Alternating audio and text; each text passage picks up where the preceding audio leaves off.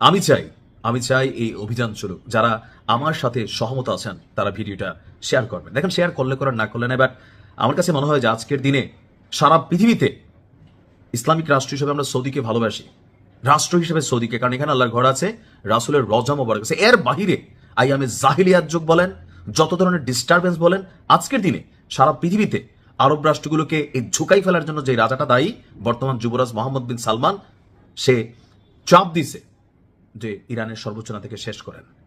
এখন এই যে ঘটনা ঘটছে, এরপরে হচ্ছে খুশির সংবাদ হচ্ছে, আমি জানি যে ইরান হারবে, প্যাথেটিক একটা সিচুয়েশন তৈরি হবে, মানে এতটা প্যাথেটিক হবে যে আমরা হয়তো ওই যে অর্থাৎ গাজার পরিস্থিতি আমরা এখানে দেখতে পারি। বাট ইরান ঝুঁকবে না। কি ঘোষণা আসছে দেখেন, কিছুক্ষণের মধ্যেই যুক্তরাষ্ট্রের ঘাঁটি এবং ইসরায়েলে ইতিহাসের সবচেয়ে বড় অভিযান চালাবে ইরান। সর্বোচ্চ নেতার এই অকাল প্রয়াণ অথবা তার এই শাহাদাত বরণ, দেখেন, আমি ইরানের মানুষ চিনি না, আমি কথা বুঝি না, আমি ভাষা বুঝি না, কালচার বুঝি না, জাস্ট আমার কাছে ফিল হয় অ্যাজ এ মুসলিম কমিউনিটি অথবা অন্যায়ের বিরুদ্ধে প্রতিবাদকারী একটা রাষ্ট্র, এটা হচ্ছে ইরান। আমার যদি এতটুকু ফিলিংস কাজ করে, আমার নিউজ শুই না, আপনার যদি এতটুকু ফিলিংস কাজ করে, যারা ওই দেশের জনগণ, তাদের ফিলিংসটা কতটুকু? দর্শক, খুবই আমি জানি না মানে রেজাল্ট কি হবে, বাট ইতিহাসে সবচেয়ে বড় হামলার প্রস্তুতি নিচ্ছে ইরান। ইতিমধ্যে গতকালকে থেকে দুবাই, কাতার, বাহরাইন, সৌদিতেও ইরান তার বিচ্ছিন্ন অভিযান চালিয়েছে। But right now something bigger এটা সামনে আসছে।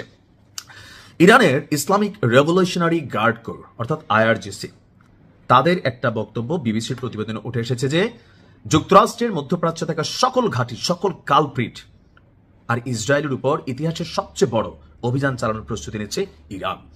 আপনার দেশটির বার্তা সংস্থা ফার্স্ট নিউজ বলছে, আইআরজিসি জানিয়েছে যে এই অভিযান অল্প কিছুক্ষণের মধ্যেই শুরু হতে যাচ্ছে। হয়তো আমি যখন নিউজটি আপলোড করছি আর আপনি যখন নিউজটি দেখছেন, ততক্ষণে হয়তো আমাদের অভিযান শুরু হয়ে যাবে। এবং বলা হচ্ছে যে মধ্যপ্রাচ্য জুড়ে তথাকথিত অধিকৃত ভূখণ্ড এবং আমেরিকার দুষ্ট ছেলের যেই দেশ আছে বা যে ঘাঁটিগুলো আছে, প্রত্যেকটাকে বৈধ লক্ষ্যবস্তুতে শেষ একটা মরণ কামড় দেবে। আপনার কয়েক ঘন্টা আগে ইরানের রাষ্ট্রীয় গণমাধ্যম আমাদের সর্বোচ্চ নেতার মৃত্যুর বিষয়টি নিশ্চিত করেছে এবং কি ডোনাল্ড ট্রাম্প উচ্ছ্বাস প্রকাশ করছে, দেখো, আই হ্যাভ ডান ইট, শেষ। তবে ইরানের জন্য সামনে দুইটাই পরিণতি। একটা হচ্ছে ইরান ফিলিস্তিনের চেয়ে খারাপ রাষ্ট্রে পরিণত হয়ে যাবে, মাটিগুলারে পর্যন্ত, মানে আমি জানি না আপনি কি করবে। কারণ এখানে আপনার যে সিজ্জিল নামক যে মিসাইল গতকাল ইরানের আকাশে দেখা গেছে, এটা বড় ভয়ঙ্কর। আর আমেরিকা যে মেশিনারিজগুলো ইসরায়েলের হাতে দিয়েছে, মাটির নিচে থাকা সুরক্ষিত বাংকার, সে বাংকার পর্যন্ত ধসাই দিতে পারে এমন টাইপের মেশিনারিজ কিন্তু তুলে দিয়েছে।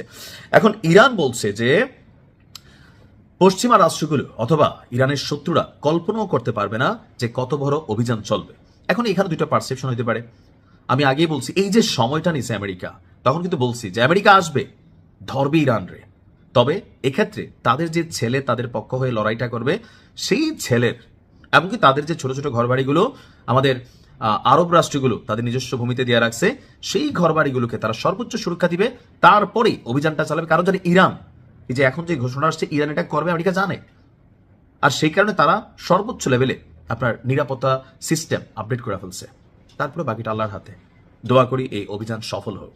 ভালো থাকুন। আসসালামু আলাইকুম।